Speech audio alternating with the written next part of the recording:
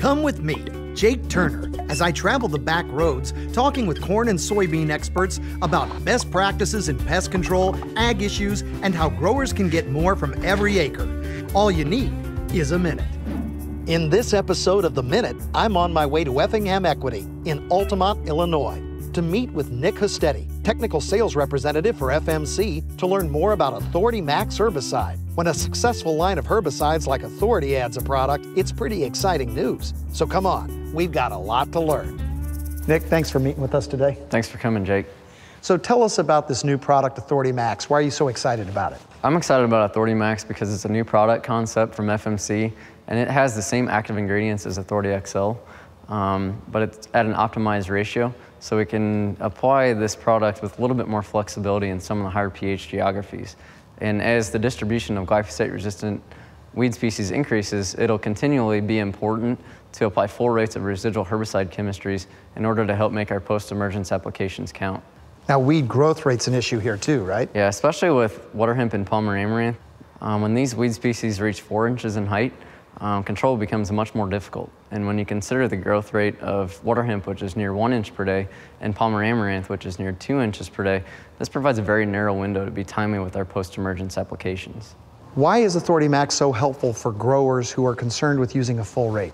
So when we think about difficult to control weed species in soybeans, frequently water hemp and Palmer amaranth come to mind.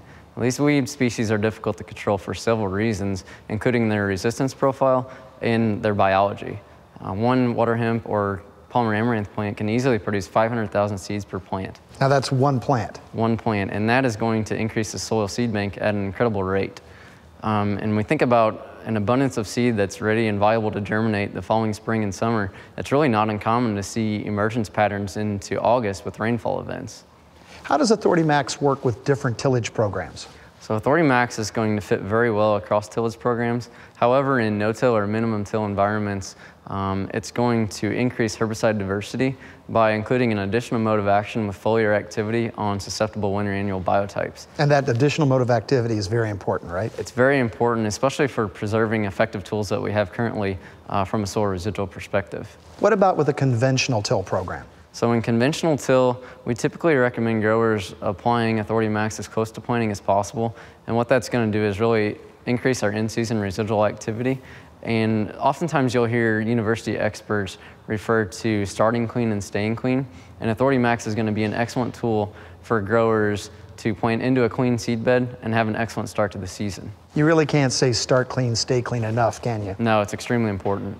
So you talked a little bit about some of the weed pressure that Authority Maxx is effective in managing. Tell us about the rest of the weed spectrums. So Authority Maxx will be very effective in controlling small-seeded broadleaves such as water hemp, Palmer amaranth, nightshades, lamb's quarters, mare's tail, in addition to several large-seeded broadleaf species including common giant ragweed, velvet leaf, and morning glory, implementing truly broad-spectrum pre-emergence activity. Nick, can Authority Maxx be used as both a pre or as a burn down? Yes, Authority Maxx will fit well in both application methods.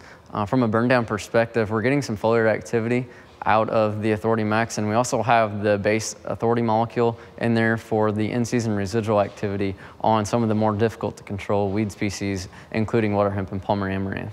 So its strength are its flexibility and multiple modes of action, correct? Yes, it's very flexible, and it's definitely going to help growers keep the tools they're using effective. Now, what advice would you give a grower who's thinking about working Authority Maxx into their program? Who should they talk to? So I would recommend growers talking to their star retailer and sitting down and having a conversation about what weed species exist on their farm and exactly what rate of Authority Maxx would work best for them. So growers can talk to their local FMC star retailer like the folks here at Effingham Equity, right? Absolutely, they would steer them in the right direction. Nick, thanks so much for telling us about Authority Maxx. I learned a lot today. Thanks, Jake. Just like Nick said, sounds like Authority Maxx is the herbicide for growers who like to use a full rate and want long residual control with flexible application options. Well, that's it for this episode of The Minute. Till next time, stay safe out there, and I'll see you down the road when you have a minute.